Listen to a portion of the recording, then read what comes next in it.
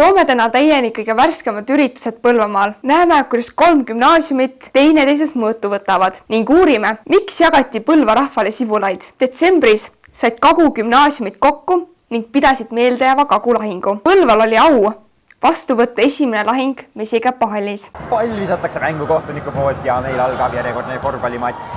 Seekord on siis meil vastamisi Võru gümnaasium ja Põlva gümnaasium ehk et kohalikud Põlva gümnaasiumi sangarid üritavad seda mängu võita, kuid hetkel on Võru gümnaasiumide esimene pealevise juba. See on Põlva gümnaasiumi jagu.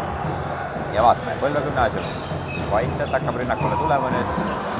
Mängitakse soojaks ennast ilusti ja Põlva gümnaasiumine võimalus tehakse petekaid, tuleb esimene vise ka Põlva gümnaasiumi poolelt, kuid see tabab ainult korvivõrk. Hoidavad korvirõngast. Ja nüüd Põlval uus võimalus. Mängija teeb see palju petekaid, viskab 4 mängija vahelt ja viskab selle ära ja tuleb 2 punkti Põlvale. Mänguskoor on avatud, Põlva juhib 2-0 Võru gümnaasiumit. Millest tuli idee korraldada selline üritus Võru, Valga ja Põlva vahel? No istusime siis 3 kooli esindajad maha, kõik koos, siis mõtlesime, võiks koos midagi korraldada ja siit siis idee sündiski. Kas sellest võiks saada traditsioon ning miks? Ma arvan, kindlasti võiks saada, et see liidab Kagu-Eesti riigigümnaasiumeid ja ma arvan, pakub mitmekesisust siin õppimise kõrvalt. Mis on järgmine üritus, mida plaanite korraldada? Järgmine Kagu-lahingu etapp on kultuuriprogrammis kunstivaldkonnas. Ja kus see asub? See toimub Võrus. Nüüd saame näha, kuidas on Põlva tase võrreldes Võruga ka saaliõpi tasemel. Ja hetkel on siin Põlva kaitses paremalt poolt lahti mängimas, seda läheb pikk ääresööd. Üritatakse leida teiselt poolt kedagi, kuid see ala on seda tühi. Ja välja arvatud selle mööndusega, et seal on üks Võru mängija, nüüd saab Põlva mängija vahelt ära, kuid Võru mängija tuleb läbi, leiab ka söötulööki. Tuleb palju ära, oi, oma värav oli lähedal. Meie kooli tugevad küljed on sportlikkus, aktiivsus ja õpilasesindus. Mida teie arvate sellisest üritusest nagu Kagu-lahing? Mina arvan seda, et üldse meie kool, et väga hea on see üritus, et tugevdab kindlasti 3 kooli koostöösuhteid. Ja miks teie kool just peaks võitma? Sest meil on aktiivsed noored. Iga Võru gümnaasiumit ja nüüd on Võru gümnaasiumil juba asjad hapud.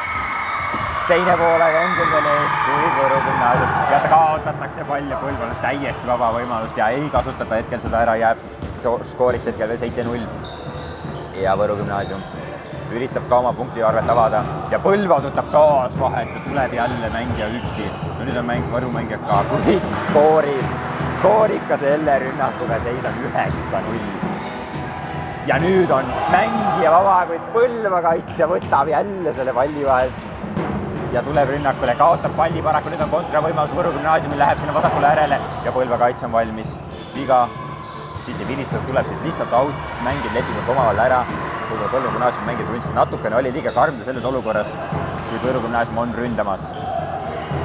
Vaatame, üritab seal, tuleb pealevise kukkudes veel, kui ei taba see märki ja kuna viga ei tehtud, siis viga seal ka ei vilistada, nüüd on Põlva gümnaasiumi jäänud. Ai, paraku sööd, ei ole täpne. Ja lõppeb esimene poolek seisuga 9-0 Põlva juhib ja tahab seda võita ja tänavad seal ka pingipoisid ja mängu hea esimese poole eest oma mängijaid ja vaatame. Võitsite esimese poole 9-0-ga, kuidas te kommenteerite? No, meeskond on hea, midagi ei ole öelda. Kas ka teine pool toob paremini? Loodame, ei oska öelda veel. Mis on teie kooli tugevad küljed? Ma arvan, et see, et me üksteist toetame ja järgutame kaasa ja hoiame pöialt üksteistele. Mida teie arvate tänasest üritusest? See on väga huvitav ja see võiks kindlasti traditsiooniks saada. Et need 3 kooli nüüd liidab nüüd kindlasti mingis mõttes. Miks teie kool peaks just võitma? Sellepärast, et meie oleme kõige kiiremad, kõige tugevamad, kõige paremad ja see... Kuidas nüüd öelda, ma arvan lihtsalt, et kõige paremad peaksid võitma ja nüüd oleme meie. Mis on teie kooli tugevused? Meie kooli tugevused on, meil on väga head pallimäng, või nagu kõik oskavad palli hästi mängida ja kõige tugevam on arvatavasti Wild-Est, mis tuleb ka siin. Hästi, aga mida te arvate sellisest üritusest, kus 3 kooli tulevad kokku ning võistlevad? See on väga lahe, saab leida uusi tuttavaid ja kaasa elada omadele ja teistele ja väga lahe. Selline nägi välja Kagu-lahingu esimene osa. soovime teile ka edaspidi järgnevatel osadel palju jaksu ja edu. Põlvamaa rahvas on olnud alati väga aktiivne. Seda kinnitab möödunud nädalal toimunud päkapikuretk. Kas päkapikke ka kohati? Seda näete ise.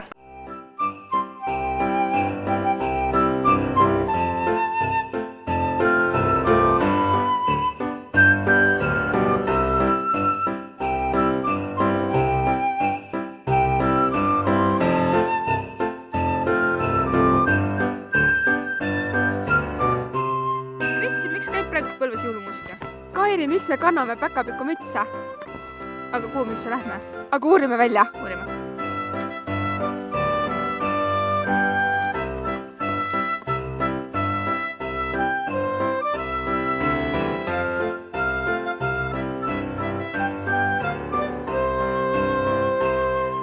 Mis teie olete täna saanud?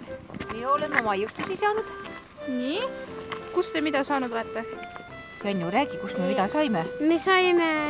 Sibulat saime. Me saime ninatorga juurest... Sibulat ja siis saime selle... Doktori... Doktori, jah. Doktori käest seda... Rõõmuvitamiini. Ja kes oli kellel? Õnneseene juures pakuti piparkooki. Jah, piparkooki. Ja veel üht-teist. Mida sina oled täna päkapikkudelt saanud?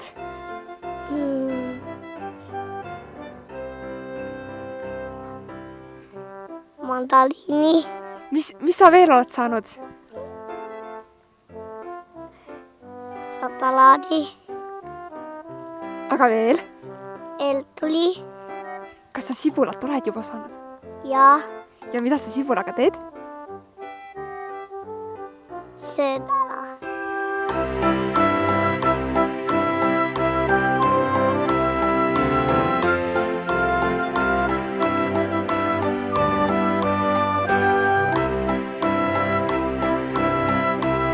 Leidsime kellegi, kes võiks meid aidata. Tulge siia poole. Tulge. Mis siin toimub? Täna toimub usinate päkapikkude retk. Miks kõikidel on päkapiku mütsid peas? Oh üllatust, jõulukuu on saabunud ja jõulud tulevad aina lähemale ning Põlvas on kuulda nii palju häid lapsi, sellepärast on ka palju päkapikke täna ringi liikumas. Mis on teie jõulusoov? Minu jõulusoov kõikidele põlvamaalastele on järgmine, et teil oleks hingerahu südames, et teil oleks lähedasi, kellele head soovida ja nende jaoks jätkuks rohkem rõõmuhetki. Ja siis ongi Põlvamaa tegus heade inimestega ja seda ma soovingi kõikidele.